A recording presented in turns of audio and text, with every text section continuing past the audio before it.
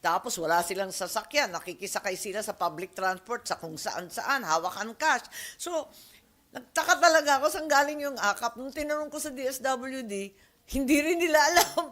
At sabi nila, di na nga namin alam. Basta sumulpot na lang yan. At ngayon, gagawan namin ng paraan kung paano ibibigay yan. Bakit ganon? Walang ganon, di ba? Wala naman tayo naririnig na gayon.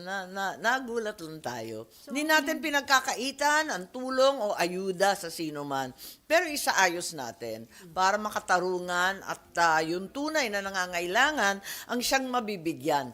Hindi yung kung sino-sino na lamang na may palakasan pa raw. Ma'am, ano yung love letter na sabi mo? And then, nagla-love letter ako sa BICAM kasi nga, ayoko na maulit. So, sinasabi ko nga, kung maari, yung proseso ng BICAM, baguhin natin. Medyo gandahan naman natin ng konti.